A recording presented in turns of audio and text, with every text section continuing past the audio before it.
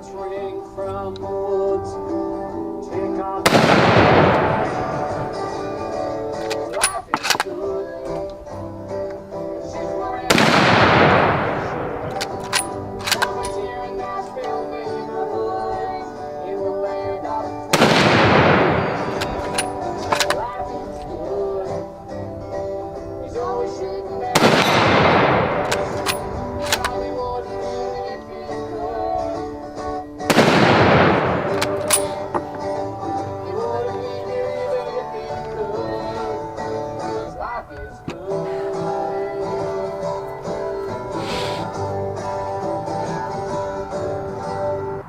Yes, Hickok 45, your internet shooting companion, coming to you from the chilly hills of Tennessee, the home of Davy Crockett, Alvin York, Sam Houston, many others. Yes, rather chilly and rather stark and barren looking. Yeah, that's what you get in the wintertime around here. You get variety, at least throughout the year, don't you? Yeah, and it is very cold, so this is a good test for me. See how long I can stand it, okay? And damp and cold. I mean, it's both. It's really both. But I'm here, and so are you, and I appreciate it. Some weeks we have a lot of people show up. Sometimes we have an average number of people show up, depending on the YouTube algorithm, right? Because, you know, not a lot of difference in the videos, really, other than what firearm I'm shooting, what I'm yakking about. But glad you're here. And, gosh, I told you I needed to bring out some of these beautiful bolt guns. I've been messing with a lot of 9mm polymer pistols lately and different things, and as well as some other cool guns, if you've seen the shorts we posted. But you know, this was the runner-up in my last bolt action I'd ever sell, and I yeah, just have had a yen to fire it, and so that's why it's out here. You know, there were quite a few people just very disappointed in me. It's just so unpatriotic and un-American of me not to choose this as my very last bolt action I'd ever sell. And it could have been, you know, it could easily have been the Winchester Model 70. Again, for new people, hopefully you haven't missed that video, the last bolt action rifle I'd ever sell. Some of my gems in that video. And this one is the pre-war model you've seen in videos, I hope. If not, you'll find them. It's the Model 70 pre-war, made in 1940, and just neat. And one of the cool things about it, many of you, I started to say you might, well, yeah, a lot of you do, have a Model 70, or you fired a Model 70, but mine might be more special than yours. You know why? And many of you know what I'm going to say. If you saw, I posted a picture of the you know, the gun on the table. Usually I do that Friday or Saturday, but the clips of ammo. Whoa, what is this, a military rifle? Well, they used to come equipped with a little slot, and all you have to do is push it down in there, just like an .03 Springfield or many other bolt action rifles, a Mauser, you know, whatever. 30-06, it's a bruiser. It's a bruiser. Nice. Let's go over there and hit the gong.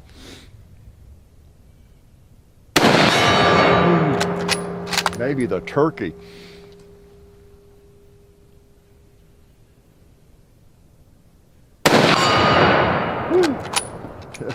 Yeah, this one definitely hits hard, really hard. That right red plate. Man, that's a heavy one. Knocks it around. Might tear that piece of steel up. I don't know. It's not very thick. It's like the rectangular steel targets that hang on the main range. There are 4 or 5 of them. They're not very thick, but they're hardened steel. What a beauty. Man, I've already shot it 10 times. Might overdo it today, you think? Oh man, good that you're here. Oh man, I don't know. I hope you saw the videos this week. The Taurus TX22 suppressed, you know, woods walk, some cowboy action this week, and what else? The nightstick, the Mossberg nightstick, you know, the Shockwave with old school furniture on it. Pretty cool. And that John did. That reminds me. He never did text me his schedule, but I think I hope no one's there. I took a screenshot of it, I think. Yeah. He's going to be hosting at Zany's in Nashville, March the 7th that night, the 14th, the 15th, the 21st, the 28th, and 29th. Okay? And then he'll be at Laughs Comedy Cafe in Tucson. Tucson. On April 15th and 16th for both shows. Okay? So I'll remind you of those. So get out there and see him. He's a pretty funny guy. One thing I forgot to mention last week, I got to yakking about how learning to type was so instrumental with me and all that kind of thing. I didn't really meant to mention too.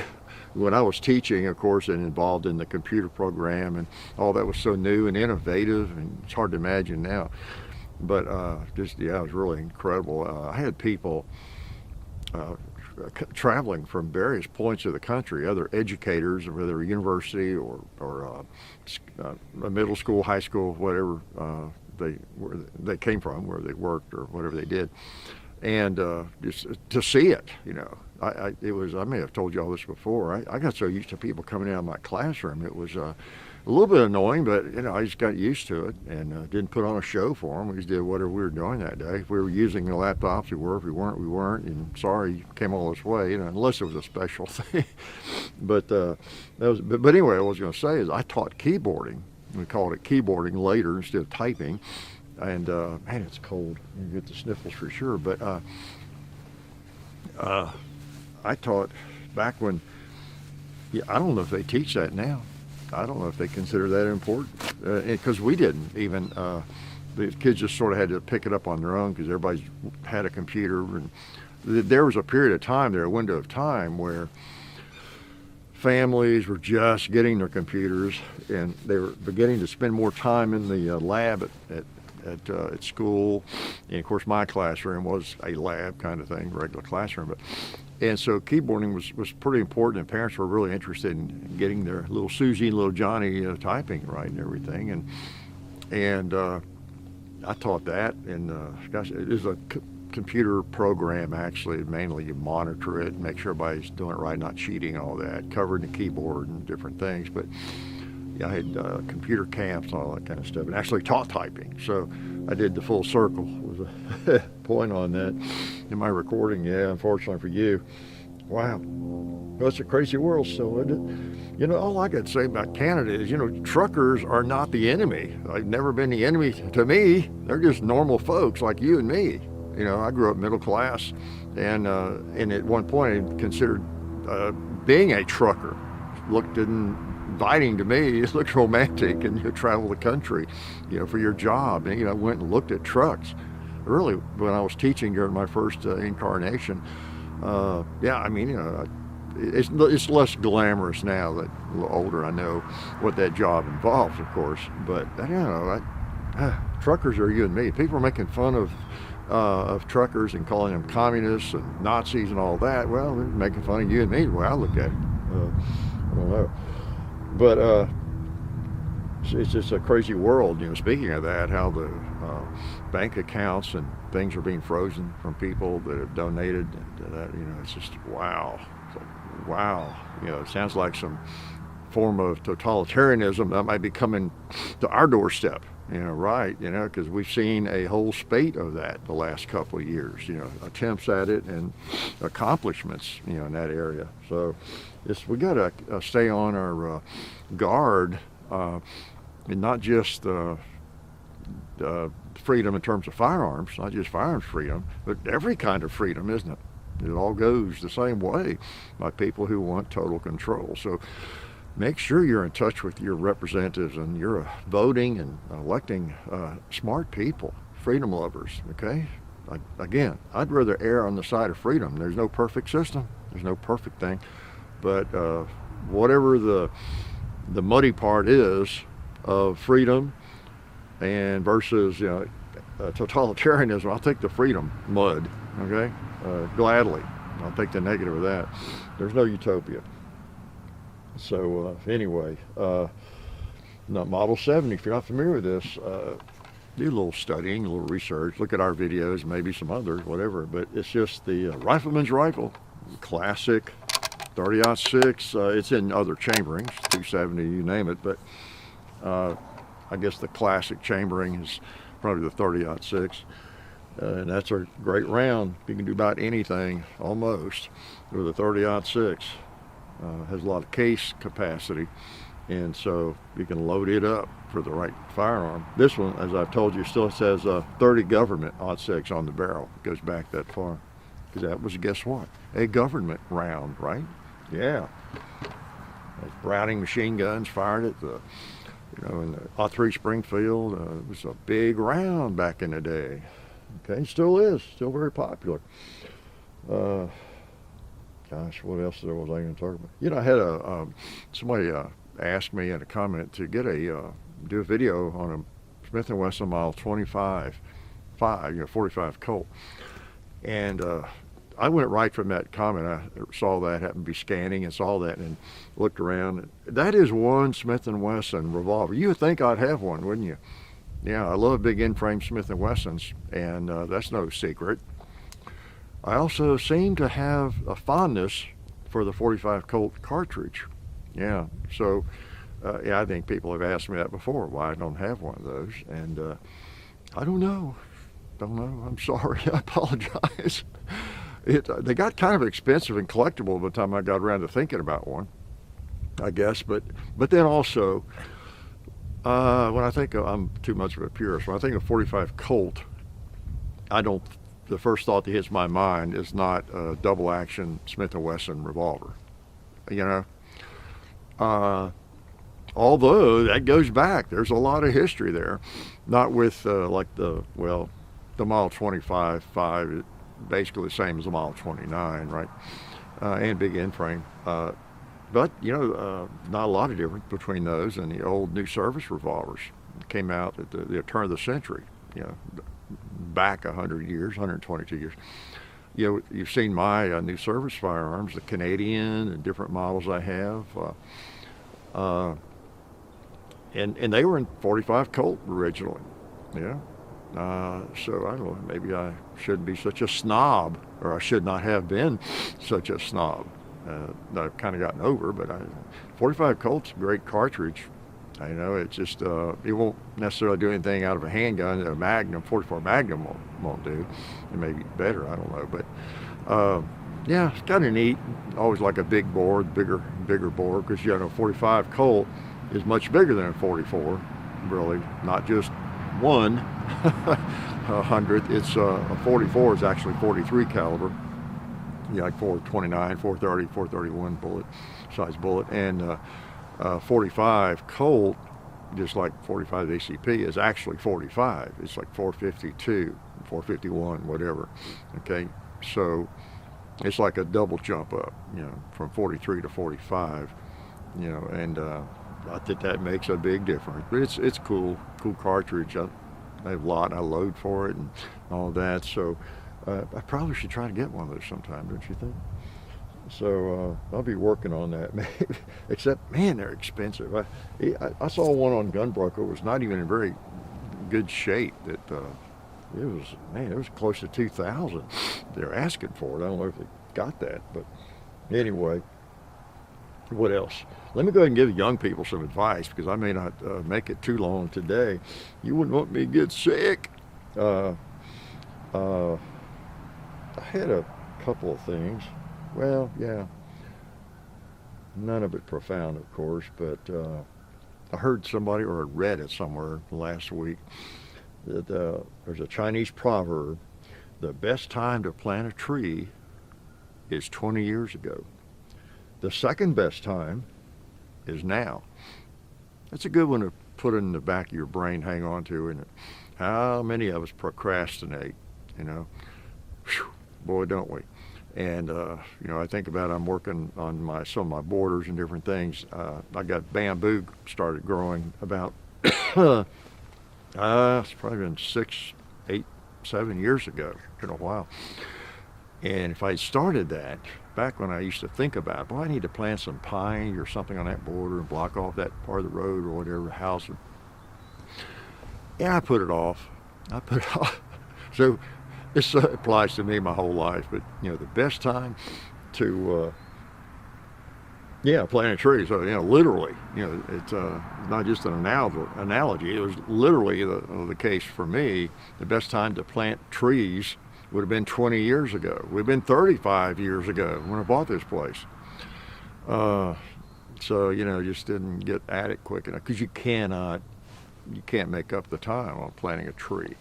So anything that is kind of like that, I've talked about that with your retirement plans or investments for that. And I'm not an investment advisor, financial advisor, but I touch on that occasionally. And same thing, we could all be very rich if we just started when we're 18, 19, 20, 21, just putting some money in some funds, and that just basic market funds, and retire almost easily. I'll say, millionaires. If you want to be a millionaire, it's not that big a deal. Put it in the financial calculator. If you're 20 and you look around other people, I don't have any money, and you're going to work every day. Well, put it in a financial calculator, what you could actually invest, and you'll see that you could be a millionaire. In fact, you'd better be a millionaire if you're 20 years old by the time you're 65, okay? Because, you probably need that to even get by. But that's kind of a gloomy approach or outlook, I guess, but, kind of true. That's a long way out there. 20, 30, 40, 50, 60, you're talking 40, 50 years, with inflation. So you need to get started on that. And you can't, again, the best time was last year or 5 years ago. But the second best time is now on anything like that. Get started studying to whatever it is. You're planning to take some courses, night courses or whatever, part-time school to learn to do something or get certified in something, gunsmithing, SDI, anything that you're thinking about doing, you keep putting it off. Just start. Even start slow. Over the years, I've realized that that's a good approach for me. If I've got a like the barn or something I need to clean up, or I've got something that's overwhelming to do, a task of some sort I know I need to do, is just get started and do a little bit one day. Maybe just spend 3 minutes doing it, and then 5 minutes the next day or something. If you don't do anything, you're not going to get anywhere. Just do it a little bit. Be lazy about it. Do a little bit. Just like the investing. Put $50 in at the end of this month. Get the account started, set up the account, or go to your employer and make sure you're having something taken out. It's just a little bit, and then watch it, and then you got to get started on things. Okay, young people, does that make sense? Probably not. So, can I shoot again? Okay. you get a not hopped up, but it's like I'm on something. It's just chilly and cold and damp, I should have put on more clothes, I guess. I'll shoot again though. That'll warm me up, okay?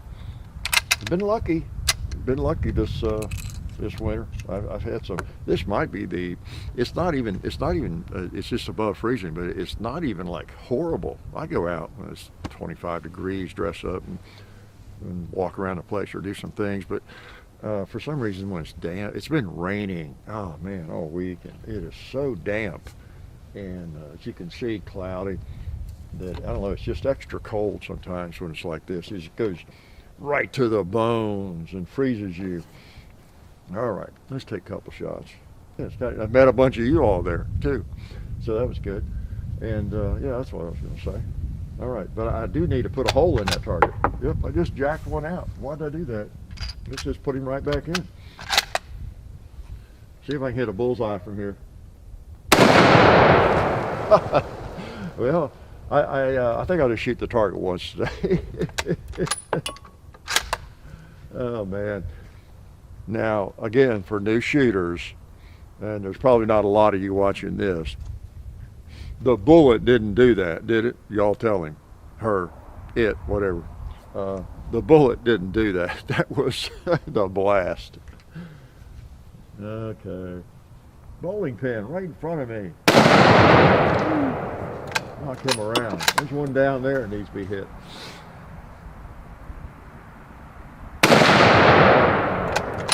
I see a green 2-liter. I think I can line those two up. I don't know if it'll take them both out or not. Kind of depends on what bullet you're shooting and then all that.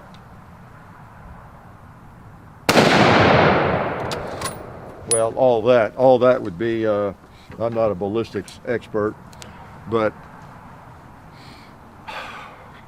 ironically, actually probably a slower bullet, especially full metal jacket, would have been more likely to get both those two. Now, it might have just missed. I felt like it's kind of lined up, but it might have just missed it, okay? So don't pay attention to what I'm saying. But y'all that shoot a lot, you know what I'm talking about. The ballistics, you don't have to be a scientist. You just have to have experience shooting a lot of different things at a lot of different types of targets, right? But a big old heavy, slower bullet is more likely sometimes to go through something like that and go on hit something else there. Something really fast does what? It like a lot of rifle rounds, it expands. They're mushrooms, and they're designed to release most of their energy, like in the deer or whatever you're hunting, right? And so you get that hydrostatic shock and all that, and it can, you know, like a 5.56, for example, would be a better example. It's very unlikely, although I might have had that happen before, but it's unlikely to go through that 2-liter and then take another one out way down there or something. Now, one right behind it, it might, because it's going so fast and slams into it and it comes apart, and it's designed to do that, depending on the bullet again, right? So I'm getting to an area way beyond my expertise. I just know I have shot a lot of bullets at a lot of different things, whether it's wood, paper, 2-liters, steel, you name it. So I, even as dumb as I am, I remember a lot of things about the nature of that, put it that way. What else do you want to hear about? Yeah, all kinds of stuff. Thought I had a couple of notes about some. I saw another comment, and I cut and pasted part of I don't know, you know, what people were talking about or arguing about. It was something about needing more ammo or something, you know, one of those ongoing debates amongst us gun packers and shooters and that kind of thing. And so it's something about, somebody probably was talking about, you know, you're not really armed unless you've got 20 rounds on you or something. I don't know what it might have been. But somebody said, he answered, he said, trade armor reliability, have 13 shells in my, it was about shotguns, but he said, because I am expecting determined foes to keep after me as I fire and maneuver. If you're reliving a deployment, et cetera, kind of picking on the other guy, but because so I need whatever, 20 or 30 shotgun rounds, because I'm expecting determined foes to keep after me as I fire and maneuver. And I thought that's cool, because I've talked about that a lot. You know, you never know what's going to happen, right? You always have the incredibly unusual event take place, but by and large, I don't lose a lot of sleep if I'm carrying a 5-shot revolver. It's just get off me gun, you know, get away from this situation. I'm not a cop, I'm not an FBI agent. I just want to protect myself, family, and get away from me. And not many people are going to be wanting to anything from me enough to just keep coming after me through the bullets, 5 or 6 or 10. But I thought that kind of said it poetically almost, you know, because I'm expecting a determined foe to keep after me as I fire and maneuver. This mental picture, you know, I keep firing, get behind this tree or behind that wall, I'm firing, they're still coming after me, just like in the movies, or, you know, whatever your favorite shoot 'em up movie is. When in the point he was trying to make, you know, in reality, that's probably not going to happen. I mean, what do you do? What are you involved in that makes you that attractive a target, right, to overcome? Yeah. so that there's gonna, while they're being shot at, that's not enough to deter them. It's a point. You know what I'm saying. It's kind of funny. I thought it was a great line. The guy's a poet, didn't know it, or she was, whoever it was. So I don't know anything else. I always forget. I'll make a little note about things. Oh, I know. Well, no, we'll get that later. Talk about some other things later. Let me shoot one more time, okay, before I freeze to death. I just keep saying that so you'll feel really sorry for me.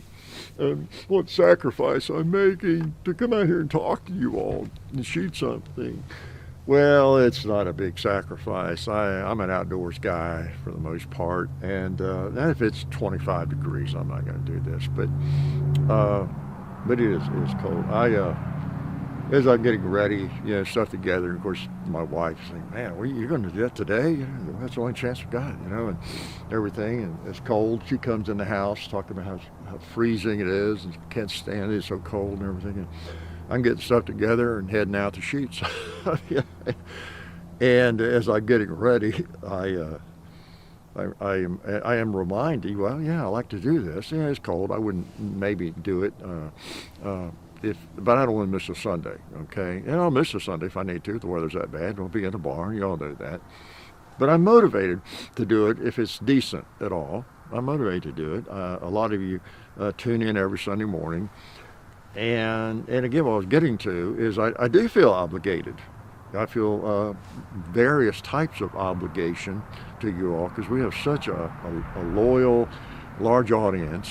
They all don't come back, of course, for every video, but we have a lot of really loyal viewers, you all, and then others that I'm sure are not here right now. They'll be back. They'll be here later on another day, right? Things are trying to blow away. And not to be altruistic or pat myself in the back. I should feel obligated, right? I get to make a really, really good living shooting guns because you all come and watch. That sums it up. So I'm a pretty lame character if I don't feel some obligation, to do things the right way, continue doing things the right way. Not whip out unless I need to, but again, continue doing things the right way, responsible way, in an honest way, and in terms of reviews and just everything. And I would feel bad if I, whatever, if I didn't do that. But I wouldn't not do that because it's just me. It's the way I do things, and not perfect, but yeah. Anyway, I do feel obligated. I guess what I'm trying to say in 18 paragraphs instead of one sentence. All right, we'll shoot one more time. Did I say that already? Let's put a few more. 30-06. Now these are I think these are the Fusion. And we really appreciate getting this ammo. I tell you, again, y'all make it possible. And you have for years and years for us to have the support that we have. And you can understand. I mean, I know a lot of you are shooters. You're longtime shooters. I learn a lot from you, and as I've said from the beginning, haven't said it lately, but if I were sitting back, if I hadn't started doing this, whatever, and I was watching some of these characters make videos, or someone like me, or just anybody doing shooting videos, I would be sitting there, oh my gosh, kind of envious. Man, I could have do that. I could have done that. How come I don't do it? Am I too lazy? Why don't I do that? I know a little bit about guns. I've got guns, places to shoot. Why? I would be envious and probably start doing it, but I would, that guy's making some money, or she is making some money doing that. Gosh, just shooting, And so, yeah, I won't belabor the point, but it's absolutely true. Oh, and that can I give you one more story? I ran across a filter. Like I said, I try to scan through filtered comments, but man, there's so many of them. I don't know what the deal is with Google, but I saw some horrible, long, 3, 4 long paragraphs, all kinds of crazy tirade, obscenities and everything else. I guess some of that's what got it filtered, but some guy, I guess, it's always a guy, right? Going on and on about, what was it? How Yeah, he led off with how I was not what I appear to be at all, and Hickok won't even talk to you unless you pay him thousands of dollars and all this stuff. Okay, where do you get that? It's fresh in my mind because I just spent a bunch of time, at the at the convention talking to anybody that wanted to. But so it's just weird. People are so creative in their hate sometimes. That's really weird. It's a little scary too sometimes. And we had that happen. It has been 8 or 10 years ago.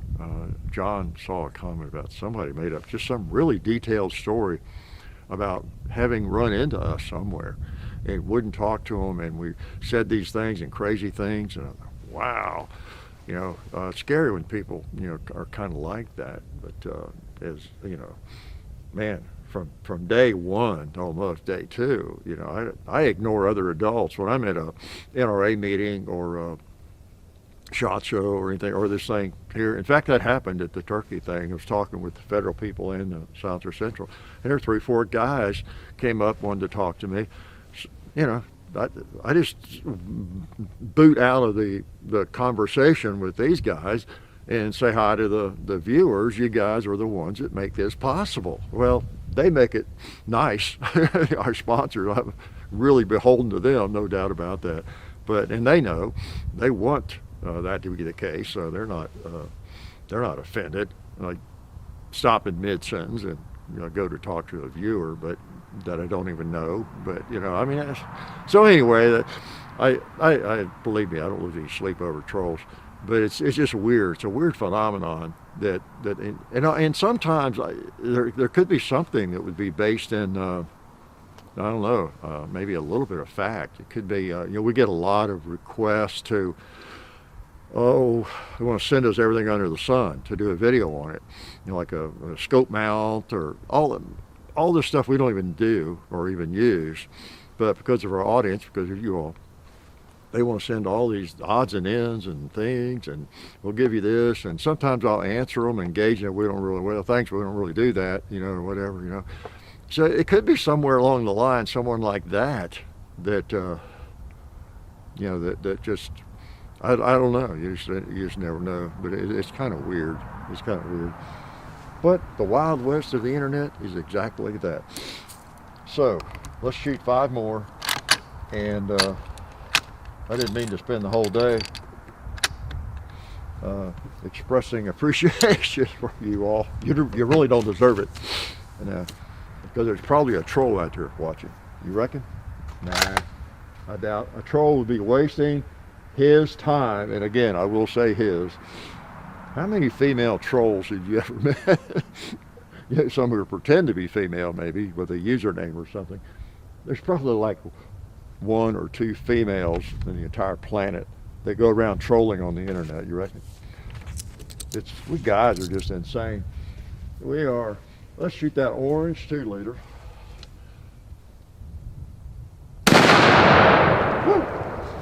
I'll tell you, I'm reminded every time I shoot this, the power, there's another orange 2-liter. I'm going to see if I can pick him off right between here. Nice trigger on it. Nice trigger.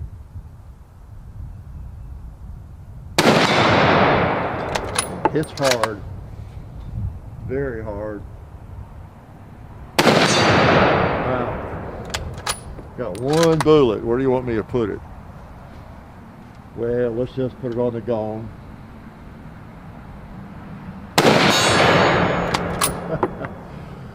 Put it right on the flat part. All right. So, the good old Winchester Model 70, 1940, pre-war. That means pre-World War II.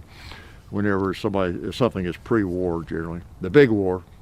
And if you were in a war, any war would be big that you were in, right? Or that affected you or your family. But Model 70 is pretty nice. It definitely kicks harder than that 6.5 by 55 Swede round. It is a man's gun, quote unquote. It's a thumper. I don't have my rubber extender on it. If I were going to shoot it a lot, I'd put that on there. That helps a little bit. But 30-06, it's not like, I don't know, it's pretty a snappy little cartridge. You know, I started to say it's not like a 45-70, but yeah, I don't mind a 45-70. It's a big, heavy pusher, you know. And when you get into a lighter bullet with a lot of power, it can be, it's kind of like that old thing, snappy, you know, but it's in a different way. Snaps your shoulder, right? So, just a beautiful firearm. Yeah, man, beautiful firearm. So I hope you saw the beautiful firearms this week, and we've had some fun, boy. I tell you, doing some really nice Colt single action stuff. The old 1873 Winchester back out, you know, the one that was gifted to John and me. No, what else? Oh yeah, a double shotgun, a 1902 Ithaca, you know, rabbit-eared shotguns, and as you've seen, just some really neat firearms. Just, boy, if you're a firearms aficionado, if you really like firearms, you go beyond just the black rifle kind of stuff. That stuff just really warms your blood. I mean, it does. You pull out a pistol, a revolver that was made in 1883, and shoot it, or 1874, you know, and actually fire the things with original type black powder and everything. It's a historical experience. It's an experience in history. It really is, and most of you appreciate that and can, because I see comments from time to time on those videos, and you're exactly right. You know, on that 1883 Cavalry Colt, you know, single action army. I see comments on those videos sometimes. You can tell people just really appreciate what that thing is, you know, and what it is, and as I do, and so that's gratifying, rewarding, you know, to know that, because it's not just me, you know, it's not just me that really appreciates the history of these firearms. And I mean, a lot of us are into, like, a little bit of a guy thing. Don't mean to be sexist, sorry ladies, but it is a little bit of a guy thing to like machinery, I think, and cars, and rebuilding engines and that kind of thing, you know. And with firearms, you get the wood and the steel, the poly, whatever, and how things work. And it's a tool, and it's a interesting tool, the way it's designed, put together. All that, of course, is really interesting. Also, on its own. But boy, when you pour in a little extra history, you get one that's 50 years old, or 100 years old, or 140 years old. The Civil War rifles, you know, also, and it's just rifle muskets. It really can't be described totally. You know, when I shoot one of those and just hold one of those Civil War rifle muskets, at 1861 Springfield, or the 1855 Springfield, or the Enfield, you know, 58 P58, knowing they were actually used in the Civil War. Gosh, you know, it's like, wow, that was a couple of years ago, and here they are, you know, still working. You know, here I am, banging steel with them, and enjoying them, pouring powder down and firing things with the same kind of ball and everything that they used, and probably shooting different sorts of targets, right? But it's a fascinating endeavor, and most of you all can appreciate that. That's why you're here. That's why you're crazy enough to come out here on a cold day like this and watch me. Oh, no, wait a minute. It's not necessarily cold where you are, is it? Okay. Well, I appreciate you all, and appreciate you coming out on a cold day.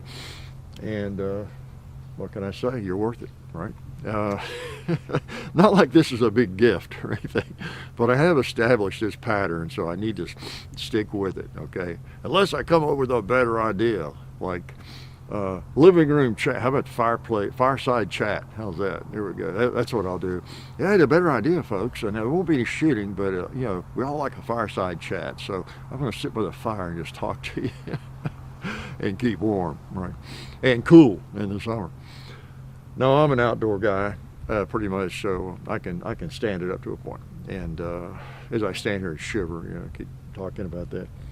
So I hope you get a chance to shoot in the dead of the winter if you're living in this part of the country or a part of your country, wherever, where it's cold right now. Maybe you're not getting out as much, but keep those firearms cleaned and lubed, and have them ready when the weather breaks. And I will talk to you later. Life is good.